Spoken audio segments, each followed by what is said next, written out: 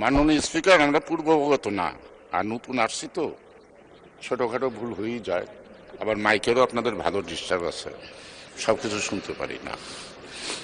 জুলাই বিপ্লব বাংলাদেশের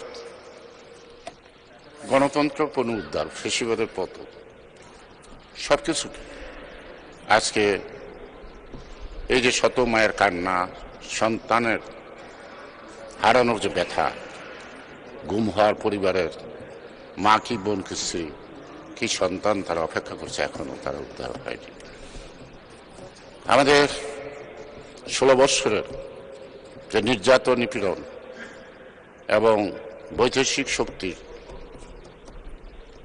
হাতে নিয়ে যিনি এই দেশটাকে লুটপাট করে অনেকটা ভিক্ষা ঝুলি হাতে তুলে গিয়েছেন, লক্ষ লক্ষ কোটি টাকা যারা বিদেশে পাচার করেছেন, তারা আজকে নাই। এই জুলাই বিপ্লবের প্রতি কৃতজ্ঞ সারা জাতি।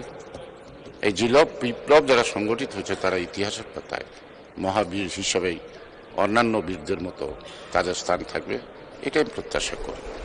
কিন্তু আমরা শুধু তাদেরকে সম্পর্কে যা বলি, কিন্তু আমাদের তো কিছু দায়িত্ব আছে। তারা এই বিপ্লব ঘটাইল, এই বিপ্লবের পরে জাতি কি আশা করে, কি প্রত্যাশা করে, সেই প্রত্যাশার ব্যাপারে আমরা কতটুকু ঐক্যমত, এক পথে চলতে পারবো। যেমন জুলাই বিপ্লবের সমৃদ্ধ হয়তো আমরা দৃশ্যমান না হলেও তাদের সাথে চলতে পারছি।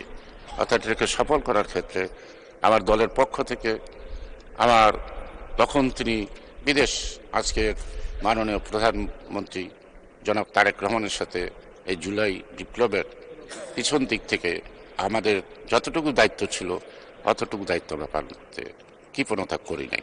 আমি আশা করি এই জুলাই বিপ্লবকে সার্থক যে গণতন্ত্র, সাম্য, ন্যায় বিচার বা জাস্টিস, সেটা প্রতিষ্ঠা করে যেন আমরা তাদের যথাযথ মূল্য দিতে পারি এই আন্দোলনে, শুধু কথায় নয় কাজের মধ্য দিয়ে। আপনাকে ধন্যবাদ মাননীয় স্পিকার।